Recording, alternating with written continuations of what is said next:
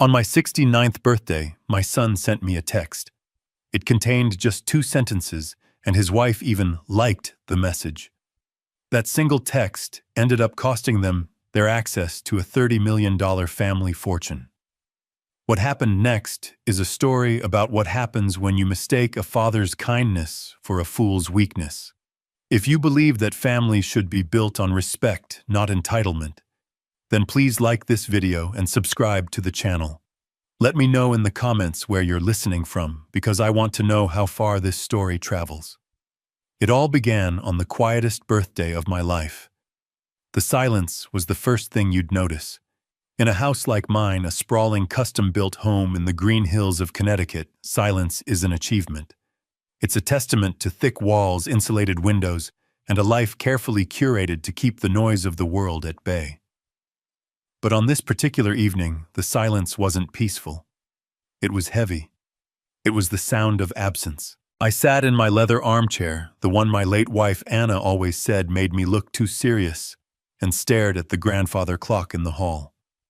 Its steady rhythmic tick was the only thing marking the passage of time. 68 years had come and gone. Now the 69th was slipping away 1 second at a time, unnoticed by the 2 people who mattered most. My phone lay dark on the polished oak table beside me. I'd picked it up a dozen times, my thumb hovering over the contacts, only to set it down again. They're busy, I told myself. Leo has that new project, and Chloe is probably planning another one of her charity galas. It was an excuse, and a poor one at that. A son doesn't forget his father's birthday. Not unless he is taught to. Or perhaps not unless he has been given so much that there's nothing left to be grateful for. The house was filled with ghosts of a happier time. I could almost hear Leo's childhood laughter echoing from the staircase, or see Anna arranging flowers on the mantelpiece, her smile brightening the entire room. After she was gone, I had poured everything I had left into our son. I saw it as my duty, my final promise to her. I had provided. I had enabled. I had given him a life free of the hardships I had faced building my architectural hardware empire from a dusty workshop into a national brand. I had given him everything I realized with a slow, sinking feeling, except for a reason to respect the man who had provided it. Finally, the ache of loneliness became too much to bear. I wasn't looking for a gift or a party. I just wanted a connection, a simple acknowledgement that I still existed in their world. With a sigh that seemed to carry the weight of the last decade, I picked up the phone. My fingers felt clumsy as I typed out the message. I read it over and over, deleting words, trying to make it sound casual, anything but desperate. In the end, I settled on something simple, something a father says to his son. Just wanted to say I love you both. Hope you're having a good week. I hit send before I could second-guess myself again. For a moment I felt a flicker of relief. The message was sent. The silence was broken. Now I just had to wait. I didn't have to wait long. Less than a minute later, my phone buzzed on the table. A surge of warmth and hope shot through me. He replied. He remembered. Maybe they were just busy. Maybe I was just an old man getting sentimental and overthinking everything. I smiled to myself as I reached for the phone, my heart feeling lighter than it had all day. Then I read the message. The screen glowed in the dim light of the living room, illuminating 2 sentences that felt colder than the October air outside. We need space from you. Please don't reach out anymore at all. I read the words once, then twice. I felt the air leave my lungs as if I'd been punched in the chest. It wasn't the anger or petulance of a young man having a bad day. It was a dismissal. It was a corporate, sterile, HR-approved termination of a relationship. It was an execution. My son had just fired his father. My mind went numb. I couldn't process the cruelty of it. Space for 20 years after his mother died, my life had revolved around giving him a foundation to build his own. But I had made a terrible mistake. I hadn't given him a foundation. I had given him a fully furnished penthouse, and he was now complaining about the landlord. As the initial shock began to subside, my eyes focused on a small detail below the text bubble. a detail that took the cold cruelty of the message and dipped it in poison. It was a small red heart icon, and next to it 2 words, "Chloe liked this message." That was the moment everything broke. The heartbreak I felt wasn't a loud shattering sound. It was a quiet, deep fracture, the kind that splinters a solid foundation until the whole structure is compromised. Chloe, his wife. The woman whose lavish wedding I had paid for without blinking, the one who drove a Range Rover I had bought her as a birthday present. Her liking that message wasn't just agreement. It was applause. It was a digital high five for her husband's cruelty. In that moment, I saw their partnership with blinding clarity. They weren't just a couple. They were a team united in their entitlement. The memories, the ones I had pushed aside for years to keep the peace, came flooding back. They weren't individual events anymore. They were connected dots forming a perfect, ugly picture. The $500,000 down payment for their penthouse in Tribeca, an apartment they referred to as a starter home. The constant stream of credit card statements that arrived at my address, filled with charges from designer boutiques and 5-star resorts, all quietly paid from my accounts. I remembered the phone call just 6 months ago. Leo's voice, breezy and casual, asking for $200,000 to fund Chloe's latest business idea, an online gallery for emerging artists. He'd presented it not as a request, but as a notification of a withdrawal. When I had gently suggested he should perhaps use some of his own capital, he had laughed. "Dad, this is my capital. It's the family money." I had let it go. I had transferred the money. I had always transferred the money. Because I loved my son, and because I was a fool who believed that one day he would wake up and understand. I was wrong. The text message on my phone was the proof. To them, I wasn't a father. I wasn't even a person. I was a resource, a fund, an endless, faceless supply of money that was getting inconveniently sentimental in its old age. And now the resource was being told to stop making contact. I stood up and walked to the window, looking out at the manicured lawn stretching into the darkness. The garden Anna and I had planted together. The home I had built for my family. A profound coldness settled over me, extinguishing the last embers of my sadness. In its place was something new, something hard and clear and utterly calm. It wasn't anger, it was resolve. You cannot reason with entitlement. You cannot negotiate with disrespect. You can only cut off its supply. I walked back to the table and picked up my phone. My hands were perfectly steady. I opened Leo's contact information. I scrolled down to the bottom and pressed the button that said, "Block this caller." A confirmation message popped up. I pressed block contact without a flicker of hesitation. Then I did the same for Chloe. The digital silence was now complete, and it was on my terms. Then I made a second call. It rang twice before a familiar professional voice answered. "David Sterling." "David, it's Elias," I said, my voice even and calm. "Sorry to call so late." "Elias, no trouble at all. Everything all right?" There was a note of concern in his voice. David had been my lawyer and my friend for 30 years. He had drafted my will, set up my company, and most importantly, he had set up the Thorne Family Revocable Trust. "Everything is perfectly clear," I replied. "We need to meet, first thing tomorrow morning. It's time to make some significant adjustments to the trust." The drive to David Sterling's office the next morning felt different. I wasn't driving through the familiar winding roads of my town. I was moving through a new landscape, one defined by the cold clarity of my decision. The autumn leaves, which yesterday might have seemed beautiful and melancholic, now just looked like dead things waiting to be swept away. There was no sadness left in me. There was only a quiet, resolute purpose. Sterling and Associates occupied the top floor of a glass tower in Stamford that overlooked the Long Island Sound. It was a world of quiet power, smelling of expensive leather and old paper, a place where fortunes were protected and dynasties were managed through carefully worded documents. David was standing by his panoramic window when his assistant showed me in. He was a man tailored as sharply as his legal arguments, his silver hair perfectly in place, his suit a testament to understated wealth. He turned, and his eyes, which could dissect a contract with surgical precision, met mine. There was no pity in his gaze, only a deep, knowing understanding. He gestured to one of the leather chairs opposite his vast mahogany desk. "Elias," he said, his voice calm. "Coffee." I shook my head and sat down. "Thank you, David. I just need to get this done." He nodded slowly, taking his seat. He folded his hands on the pristine desk, a single thick file placed squarely in the center between us. He didn't ask what was wrong. He didn't offer condolences. He simply waited. He was a good friend and an even better lawyer. He knew this wasn't a social call. I explained the events of the previous night, not with the trembling voice of a heartbroken father, but with the detached precision of a client reporting a breach of contract.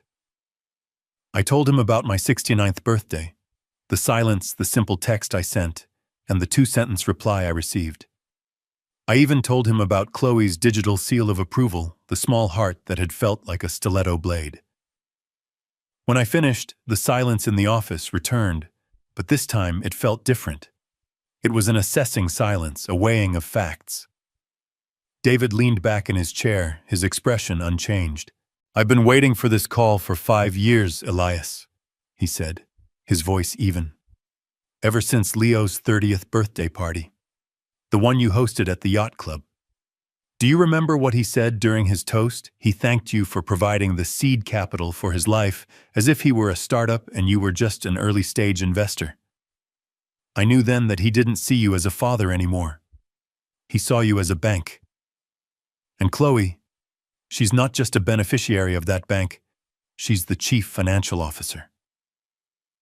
Hearing my own unspoken fears articulated so clearly by a rational man like David was a profound relief. It was a validation. It wasn't me being a bitter old man.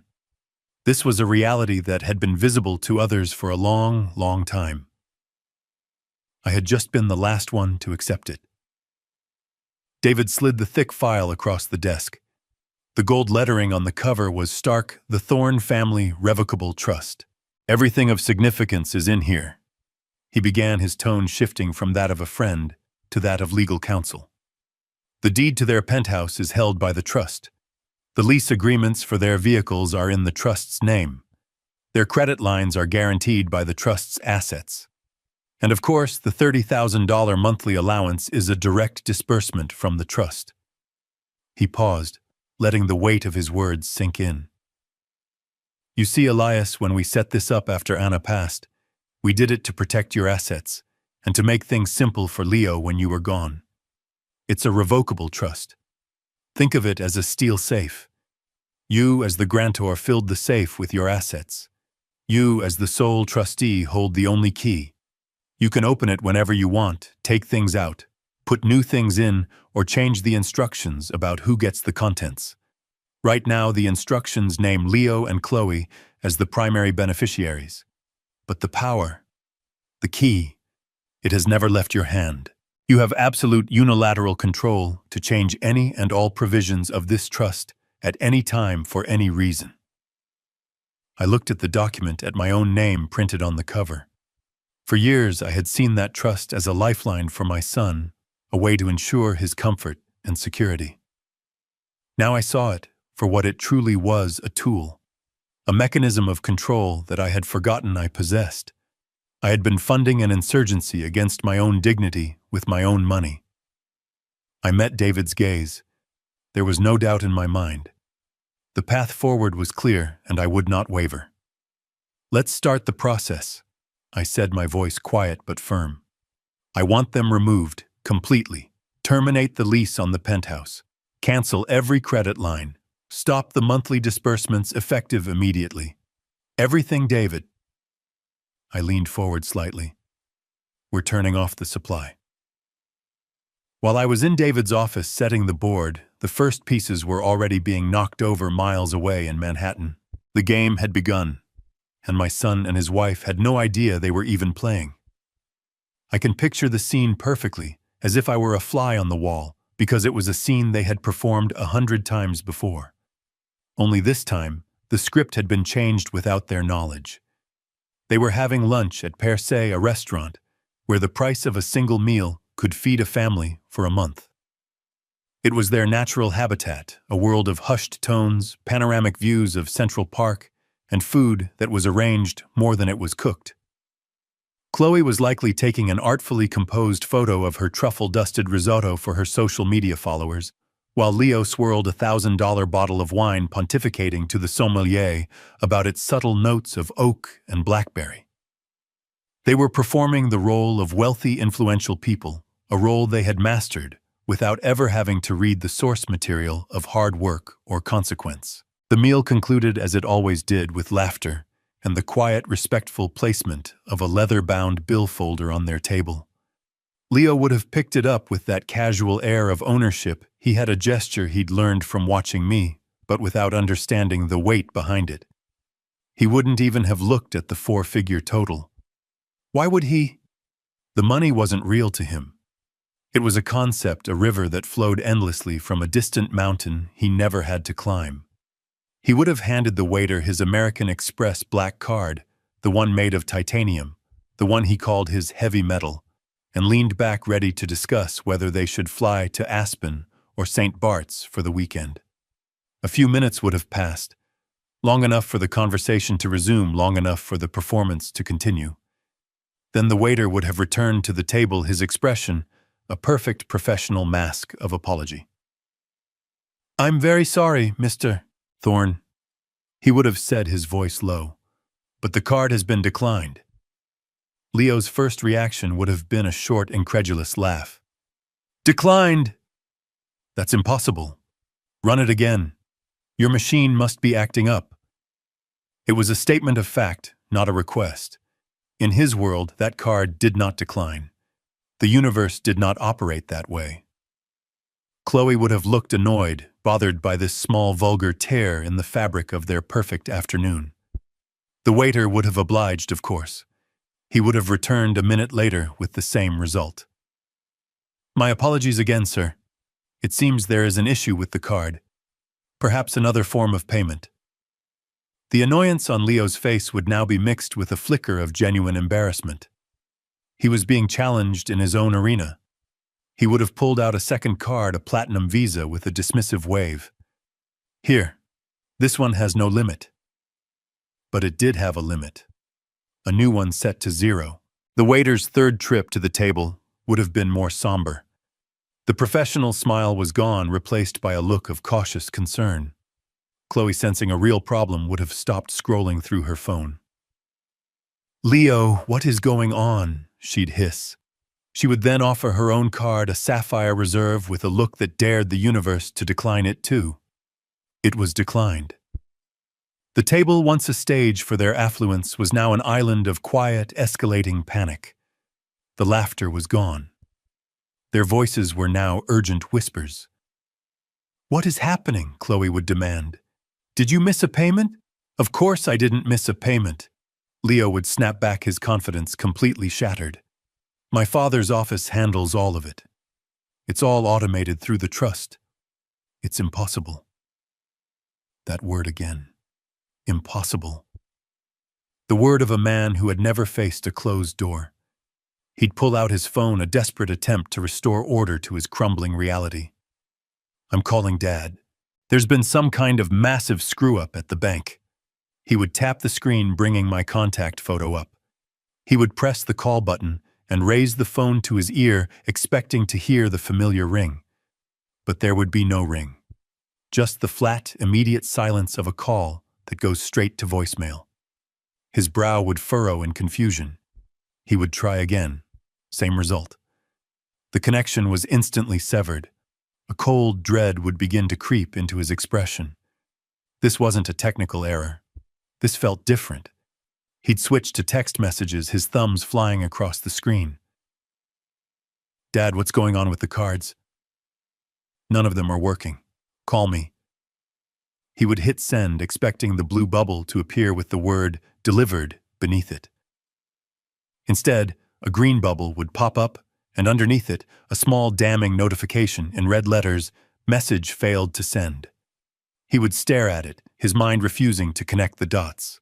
Then he'd try again, and again, the red letters mocking him each time. And then the horrifying realization would dawn on him. This wasn't a network issue. This wasn't a banking error. This was a wall. A deliberate, impenetrable wall. He had been blocked. "He blocked me," he would whisper, his voice hollow with disbelief. "My own father blocked my number." Chloe's face would have turned pale beneath her expensive makeup. The problem was no longer about paying for lunch. It was existential. Why would he do that? "What did you do?" she would ask, her voice sharp with accusation. "I didn't do anything." He'd insist, his mind racing, trying to find a reason, an explanation for why the world had suddenly turned upside down. We told him we needed some space." The absurdity of the situation would have hit them then. Stranded in one of the most expensive restaurants in New York, unable to pay. "How are we going to pay for this?" Chloe would whisper frantically, looking around to see if anyone was watching their little drama unfold. "The mortgage payment is due on the 1st, Leo, and the lease on my Range Rover. What are we going to do?" A desperate hope would flicker in Leo's eyes. "The allowance," he'd say. "The 30,000. It was due yesterday. It has to be in the checking account. It's automatic." "Then check it," Chloe would command. "Check it now." With trembling hands, Leo would have opened his banking app, his face illuminated by the pale blue light of the screen. He would stare at the balance, his expression slowly turning from panic to utter despair. He'd look up at his wife, his face ashen. "It's not there," he'd say, the words barely audible. "The transfer never came." In the days that followed my meeting with David, my silence became my primary weapon. It was not a passive absence of sound. It was an active, strategic presence. While my son and his wife were screaming into a void, my life became more peaceful than it had been in years. I tended to my garden. I spent afternoons in my woodshop, the scent of fresh-cut cedar filling the air. I read the books I'd been meaning to get to for years. I did not check my phone obsessively. I did not wait for an apology. I had made my move on the chessboard, and now I simply let the consequences ripple outwards, knowing they would find their targets with perfect accuracy. The first ripple hit their home life. I could picture Chloe dressed in her $200 yoga pants, waiting for the weekly cleaning service to arrive. She would have grown impatient, tapping her foot on the polished hardwood floors she had never once cleaned herself. Eventually, a text would have arrived from the agency, a message of polite corporate finality. "Dear Ms. Thorne, we are writing to inform you that your service agreement has been suspended due to non-payment." The dust bunnies would begin their slow, quiet conquest of the penthouse. The next ripple would have found Leo. He would have arrived at his exclusive gym, a place where trainers cost more per hour than most people make in a day. He'd be ready for his session only to have his key fob denied at the entrance.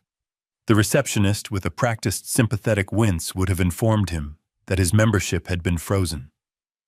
For a man like Leo, whose identity was built on a foundation of effortless access, a closed door is not just an inconvenience, it's an insult to his very being. Then the smaller daily comforts would have vanished. The curated boxes of organic pre-portioned meals would stop appearing at their doorstep. They would be forced to navigate a grocery store, a place they probably viewed with the same anthropological curiosity as a museum. The automatic payments for their wine club subscription, their streaming services, their dog walker, one by one, the invisible pillars holding up their effortless life began to crumble. The world they knew was being unplugged, circuit by circuit, and that is when the next phase began, the liquidation. Pride is a luxury item, and theirs was the first thing they had to sell. I can imagine the tense, bitter conversations in their once perfect apartment. Chloe, her eyes filled with a rage born of fear, pulling out the designer handbags I had bought her. Each one a symbol of a life that was evaporating before her eyes. Leo, his hands trembling slightly, taking off the Swiss watch I had given him for his 30th birthday. They wouldn't go to a common pawn shop. Their pride wouldn't allow it. They would have visited high-end consignment boutiques on Madison Avenue, pretending they were simply curating their collection, all while desperately hoping the check would be large enough to cover next week's expenses. The very gifts I had given them out of love were now being converted into survival cash. The irony was as sharp as it was painful. Their arrogance, once a fortress, was now just rubble. In its place, a raw, primal fear began to grow. The world, for the first time in their lives, was not bending to their will. The safety net they had taken for granted, the one they never even acknowledged, was gone. They were in a free fall, and the ground was rushing up to meet them. Fear is a powerful teacher. It's the one lesson I realized I had failed to give my son, and now the world was teaching it to him for me. Their attempts to reach me became more frantic. My phone, which I kept on silent in my study, became a silent testament to their desperation. Unfamiliar numbers would flash on the screen. I'd let them go to voicemail. An hour later, I would listen. It was always Leo, his voice tight with a forced artificial calm. "Dad. It's me. I'm calling from a friend's phone. Pick up. This isn't funny anymore. We need to talk." The word need was still there. He still believed he was in a position to make demands. More calls came. More texts from numbers I didn't recognize, each one more urgent than the last. They were a frantic storm beating against the stone walls of my silence. But inside those walls I was at peace. I didn't need to block these new numbers. My silence was the only block necessary. It was my answer to every question, my response to every demand, and my rebuttal to every accusation. It was a constant, unwavering, and deeply unsatisfying no. They had asked for space.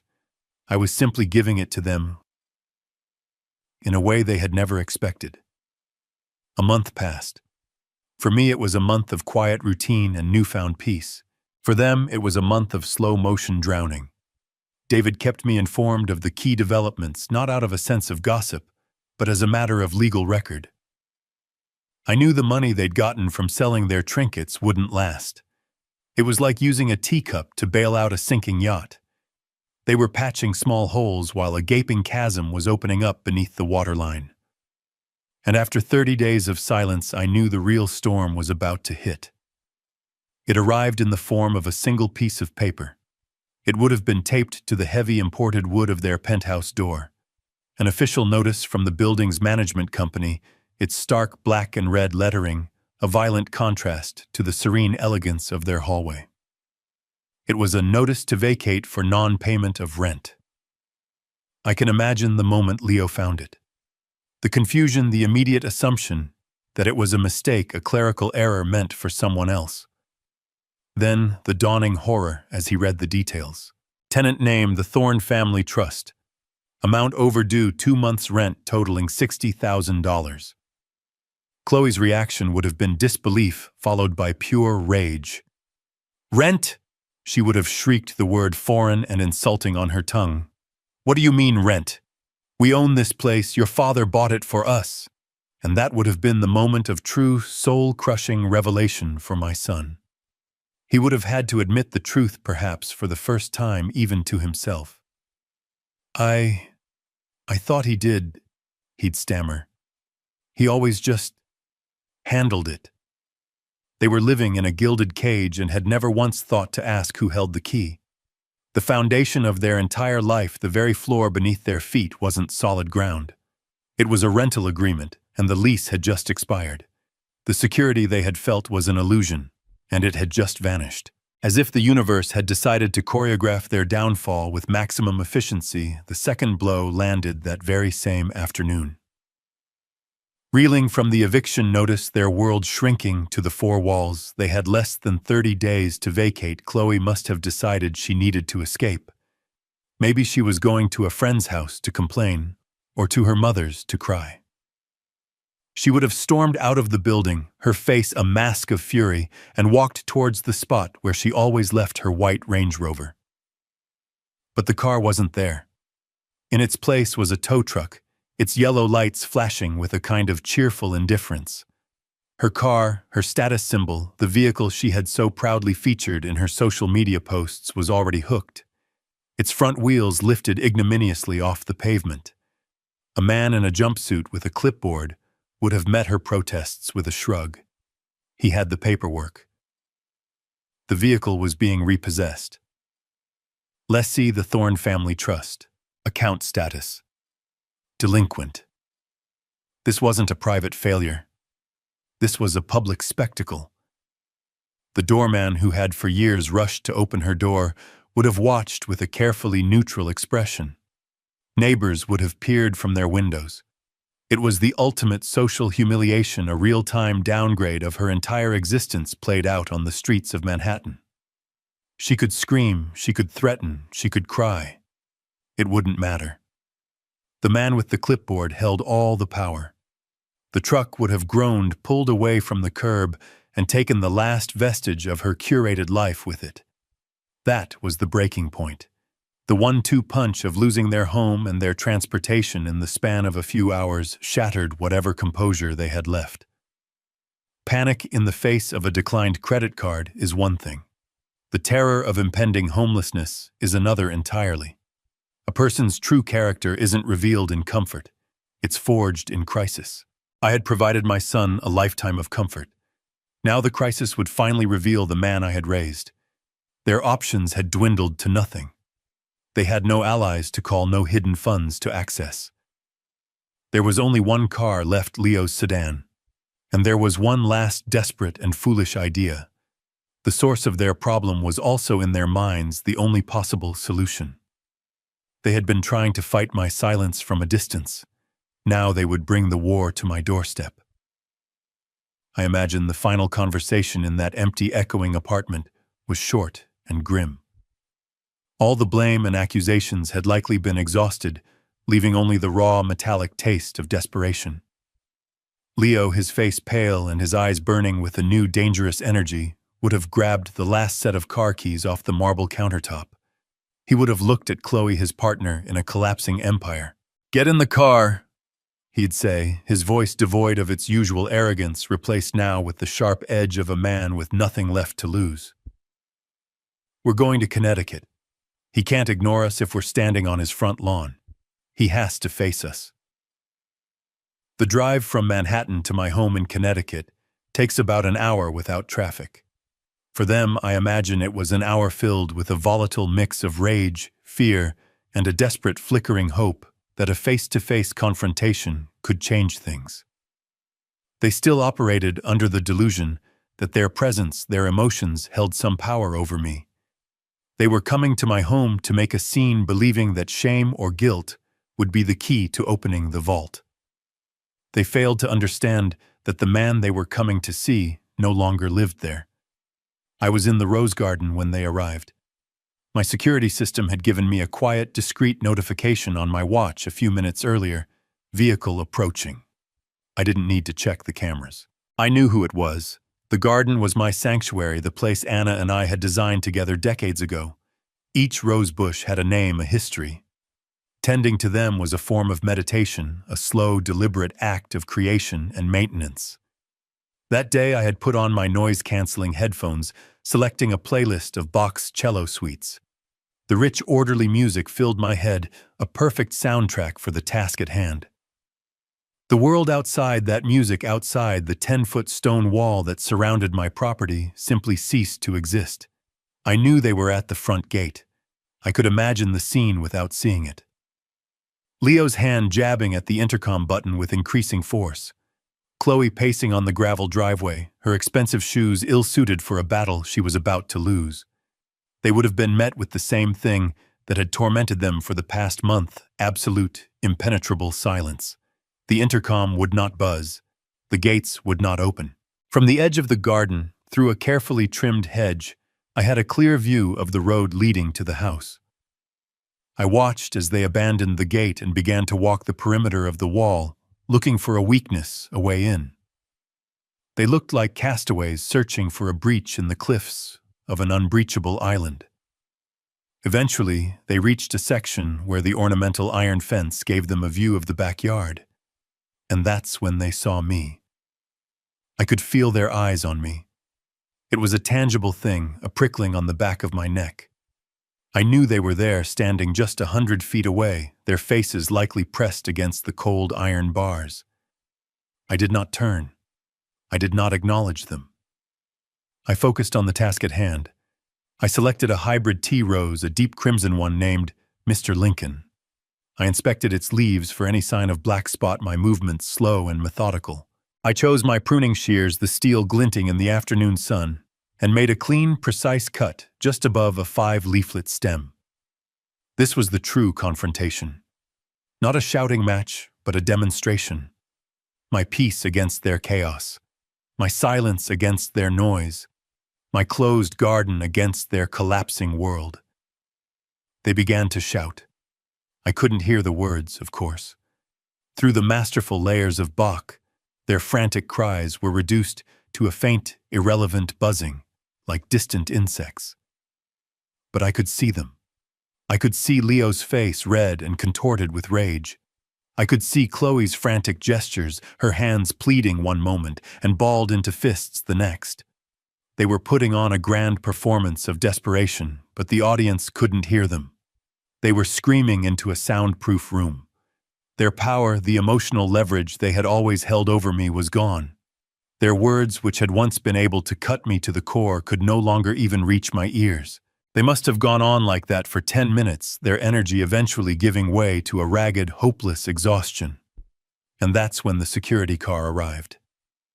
My system is programmed to automatically alert the local patrol if the gate intercom is pressed more than 5 times in a minute, or if a vehicle lingers for more than 10. A sleek black sedan with the logo of the security firm on its side pulled up quietly behind their car. A uniformed officer, a man named Marcus, who had patrolled this neighborhood for years, got out. He was the embodiment of professional calm. He didn't rush or escalate the situation. He simply walked over to them, a polite but immovable presence. I couldn't hear the exchange, but I could read the body language. Leo's initial aggressive posture, Chloe's tearful, dramatic appeal, and Marcus's patient, unshakable stance. He would have listened, nodded, and then quietly informed them that they were on private property and had been asked to leave. They were no longer the son and daughter-in-law of the owner. They were trespassers. The defeat was absolute. There were no more cards to play. They slumped back to their one remaining car, all the fight gone out of them, and drove away. Marcus's car waited until they were out of sight before pulling away itself. The silence returned, this time deeper and more complete. Only then did I turn. I took off my headphones, and the sound of the real world rushed in the gentle breeze, the chirping of a finch in the oak tree. I walked over to the Mr. Lincoln rosebush. I snipped the perfect deep red bloom I had just pruned and held it, its fragrance rich and complex. I had weathered their final desperate assault without raising my voice, without taking a single step outside my garden. I had won not by fighting back, but by simply refusing to be part of their storm. The drive back to the city must have been a long and silent one. Their final desperate gambit had failed in the most humiliating way possible. They had brought all their fury and desperation to my door, and had been turned away not by an angry confrontation, but by a wall of serene indifference. They had been dismissed. Their power was gone, their resources were gone, and now their hope was gone. What followed was the inevitable final stage of their collapse, the complete unraveling. It began that evening. It was a storm of communication directed at a man who was sitting peacefully in his study reading a book on Roman history. The calls came from numbers I didn't recognize, one after the other, a frantic digital assault.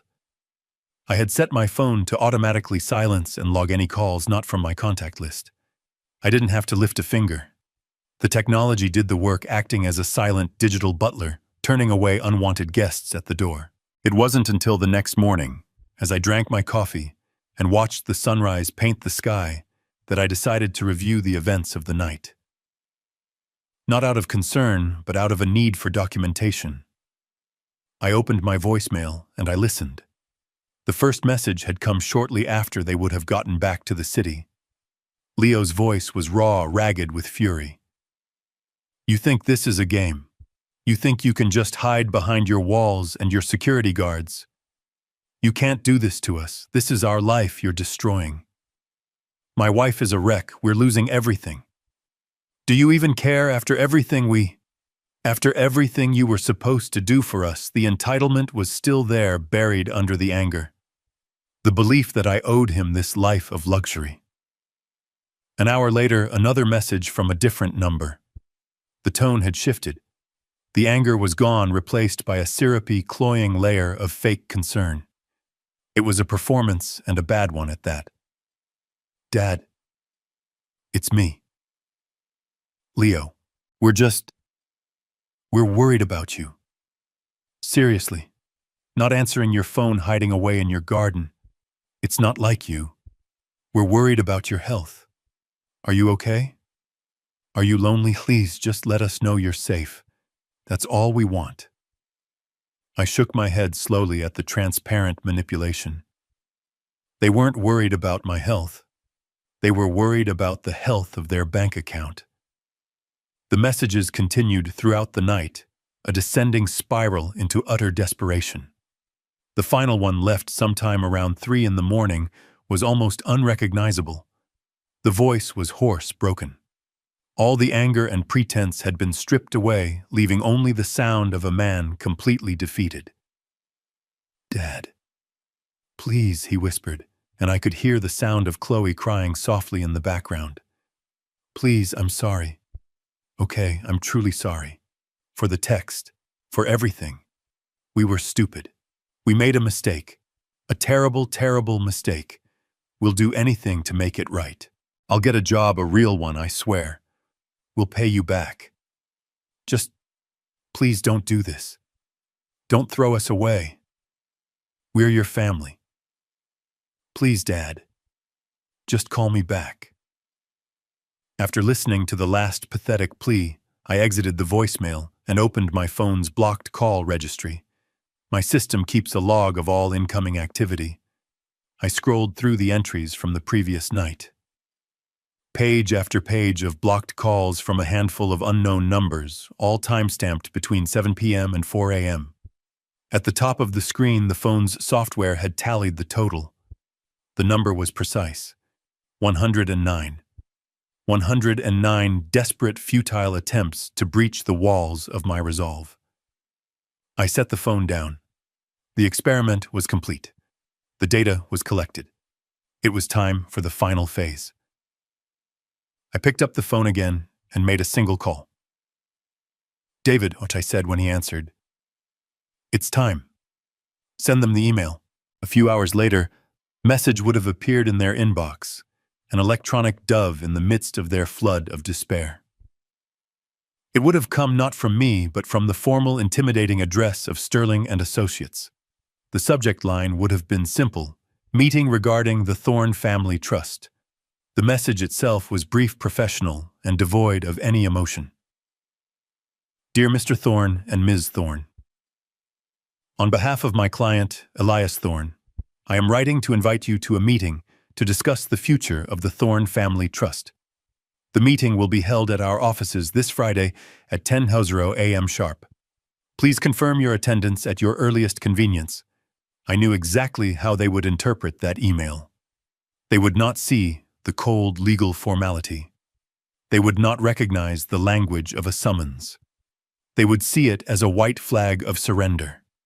They would believe that their campaign of desperation, their 109 calls, their pathetic apologies, had finally worked. They would think they had broken me. They would believe they were coming to my lawyer's office to negotiate the terms of their reinstatement.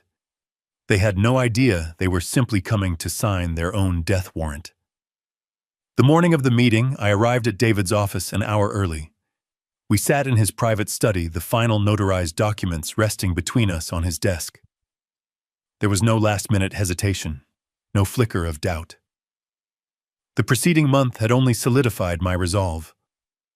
David reviewed the sequence of events one last time, not as a friend questioning my choice, but as a lawyer ensuring the execution would be flawless. "Are you ready, Elias?" he asked. I looked out the window at the city below, a sprawling ecosystem of cause and effect, of actions and consequences. "I've been ready for a long time," I said. "Let's go to the conference room." The room was designed to intimidate. It was a long, narrow space dominated by a single colossal slab of mahogany, polished to a mirror shine. One wall was entirely glass, offering a dizzying panoramic view of the city. It was a room that made you feel small, a place where multi-million-dollar deals and bitter corporate divorces were finalized with the stroke of a pen. It was the perfect venue for what was about to happen. I took my seat at the head of the table with David to my right. The heavy leather-bound document lay directly in front of me. We waited. They arrived precisely at 10 o'clock. Their punctuality was a sign of their desperation. They were led in by David's assistant, and for a moment I saw them not as my son and his wife, but as two strangers walking into a trap. They looked diminished. The weeks of stress had stripped away their glossy veneer. Leo's suit, though expensive, seemed to hang off his frame, and his eyes were shadowed with sleepless nights. Chloe's makeup couldn't quite hide the anxiety that tightened the corners of her mouth. They were trying to project an image of contrite, responsible adults, but they just looked like frightened children who had been called to the principal's office. They sat down opposite me, the vast expanse of polished wood between us, feeling like a chasm. The air was thick with unspoken words, heavy with the weight of expectation. David, ever the professional, broke the silence. "Thank you for coming," he said, his voice neutral. "We have provided water for you. Elias has asked for this meeting to discuss the future of the family trust." That was Leo's cue. He cleared his throat, sat up straighter, and began the performance he had clearly rehearsed. "Dad," he started, his voice straining for a tone of earnest sincerity. "First of all, Chloe and I just want to say how deeply sorry we are. The last month has been a nightmare. But it's given us a lot of time to think, and we realize things got out of hand. There was a complete misunderstanding, a breakdown in communication." He paused, looking for a reaction from me. I gave him none.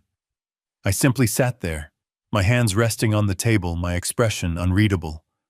My silence unnerved him, and he rushed to fill it, his words tumbling out faster now.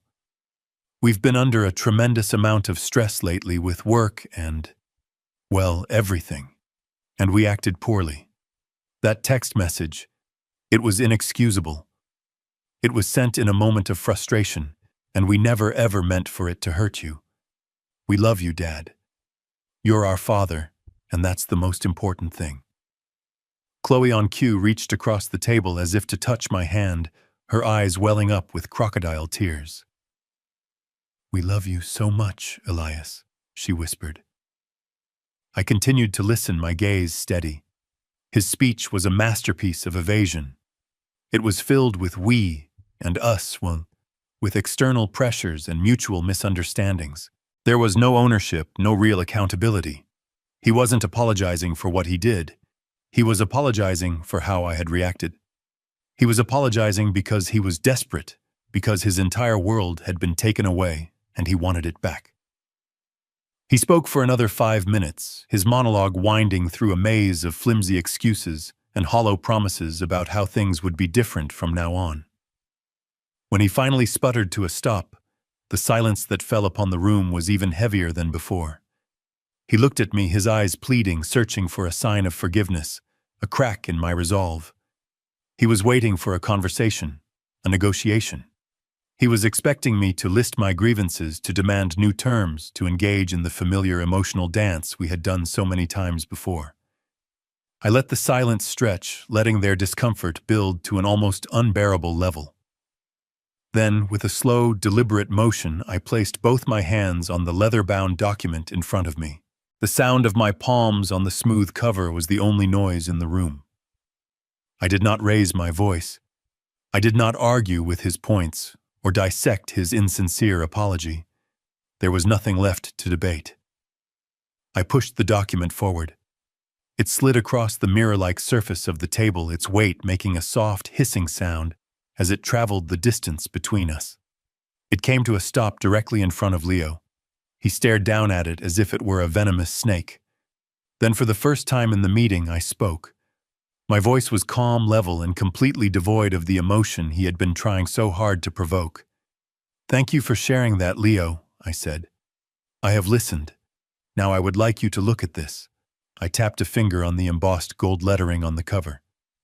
"This is the amended and restated Thorne Family Revocable Trust. I believe it will answer all of your questions about the future." With trembling hands, Leo reached for the document, Chloe leaning in so close their heads were nearly touching. They opened the leather cover. I watched them as their eyes scanned the dense pages, flitting past the complex legal jargon, the paragraphs of impenetrable lawyer speak. They weren't reading for comprehension. They were searching for the numbers, for the familiar clauses that had been the bedrock of their entire adult lives. Their fingers fumbled as they turned the pages, a frantic search for a reality that no longer existed. I decided to guide them. My voice cut through their panicked silence, calm and clear. "You can turn to page 12, I said. "Section 3. It's the section on primary beneficiaries. I believe you'll find it has been simplified." Leo's finger traced the lines of text, his breathing growing shallow. I gave him a moment to find it. Then I continued laying out the facts with the dispassionate precision of a surgeon announcing a terminal diagnosis. "As you can see," I explained, "Clause 3.1, which previously named you Leo and you Chloe as the sole and primary beneficiaries of this trust, has been legally and irrevocably removed." Chloe let out a small choked sound. Leo just stared at the page as if willing the words to rearrange themselves. "Furthermore," I continued, my voice unwavering, "Clause 3.2, the provision which stipulated the terms of the monthly $30,000 allowance and the payment of all associated credit lines and leases, has been deleted in its entirety.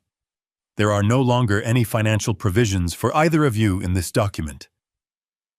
The silence in the room was absolute.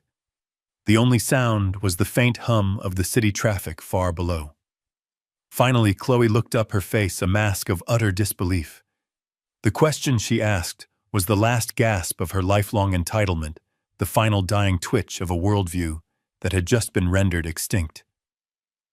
"So," she stammered, her voice a reedy whisper, "so where does the money go?" I allowed myself a slow, deliberate motion. I turned a page in my own copy of the document, the crisp sound of the paper echoing in the quiet room. "An excellent and practical question, Chloe," I said. "If you will both turn to page 15, you'll find the new clause 4.1. It outlines the trust's revised primary directive and sole beneficiary." They fumbled to the page. They saw the new title, the new name, but they didn't understand. So I told them. "The entirety of the trust's assets, an estimated $32 million, will now be transferred to establish a new perpetual endowment. It will be called the Thorne Next Generation Scholarship." Before they could even process the name, David Sterling spoke for the first time, his voice adding a layer of cold legal finality. "The scholarship," David clarified, reading from a summary sheet, "is a full-ride endowment in perpetuity. It will cover all tuition, room, and board for students from low-income backgrounds who have demonstrated exceptional merit and wish to pursue degrees in business administration and industrial design at Connecticut State University." David's words hung in the air, each one a hammer blow. I let the silence stretch for a beat, and then I delivered the final fatal twist. I looked directly at my son. The boy I had raised, the man he had become, the failure he had chosen. "That's the school you dropped out of, Leo," I said, my voice perfectly level. "After I paid for 2 full years, I thought it was about time someone actually graduated from there with a Thorne family investment." And that was it. The collapse was total. Chloe made a sound like a wounded animal. Leo's face, already pale, drained of all remaining color. He looked not just beaten, but erased.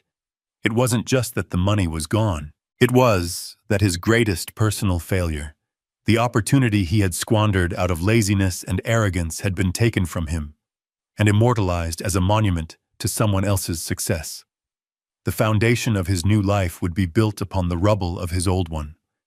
It was a perfect, inescapable, and legally binding form of poetic justice. They hadn't just lost their future. They had lost their past. 6 months later, I stood at a podium in a university auditorium. The air didn't smell of expensive perfume and catered food, but of old books and fresh paint and limitless potential. I wasn't surrounded by the wealthy and the powerful, but by students and their families, their faces bright with a pride that money could never buy. I looked happier, healthier, and more at peace than I had in 20 years. This was the inaugural awards ceremony for the Thorne Next Generation Scholarship, and I was giving the keynote address. I spoke about my own life, about starting a business in a dusty garage with nothing but a set of tools and an idea. I spoke about the dignity of work, the value of a second chance, and the difference between a price tag and true worth. A legacy, I told them, is not what you leave for people. It's what you leave inside of them. As I looked out at the faces of the young, ambitious students who would now have the opportunity my own son had thrown away, I knew I had finally made a sound investment. At that same moment across the state, my son was learning the language of consequence, a language I had failed to teach him. In a short, silent scene, you could see his new life. The sprawling penthouse was gone, replaced by a small 2-bedroom apartment above a laundromat. The expensive suits were gone, replaced by the high-visibility vest of a logistics coordinator. I saw him on a loading dock, a clipboard in his hand, looking tired but focused, his shoulders squared with a responsibility he had never known.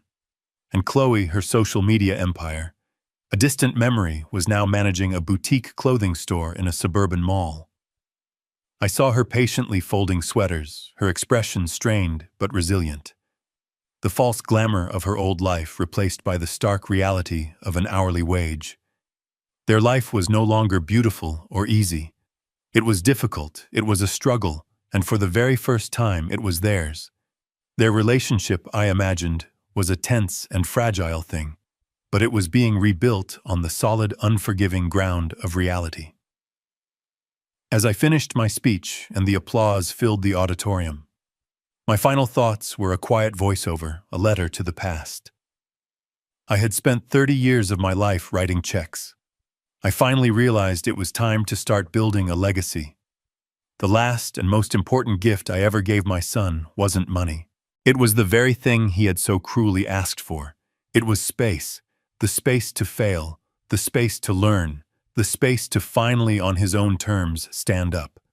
In losing their inheritance, I had given them a chance to earn their own lives. In the process, I had reclaimed my own peace. And perhaps I thought one day I might get my son back. Not as a dependent, but as an equal. A relationship built not on obligation, but on a foundation of mutual, hard-won respect.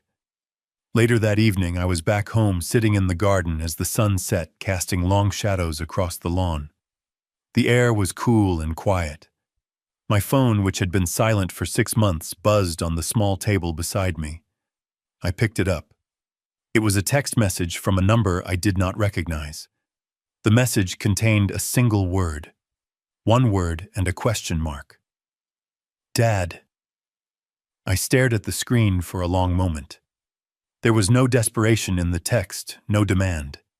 It was just a question, an opening, a first step across a vast canyon of silence. A small, enigmatic smile touched my lips. It wasn't a smile of triumph or forgiveness, but a smile of quiet satisfaction. The power to answer, the power to decide the future was now entirely mine. I placed the phone screen down on the table. I didn't need to answer right away. I leaned back in my chair and listened to the sounds of the evening. The silence was no longer heavy with absence. It was light and filled with possibility. For the first time in a very long time, the silence felt like a beginning. This story is a powerful lesson, that true love must be balanced with firm boundaries. Elias Thorne's generosity meant to provide for his son, instead, created a deep-rooted entitlement that eroded respect and family connection. He discovered that endlessly providing for his children was not preparing them for life. It was disabling them. The most profound act of fatherhood was not writing another check, but finally saying no. By doing so, he gave his son the most difficult but valuable gift of all, the opportunity to face consequences, discover his own strength, and build a life of his own. Share your thoughts in the comments below. Do you believe setting hard boundaries is sometimes the greatest act of love?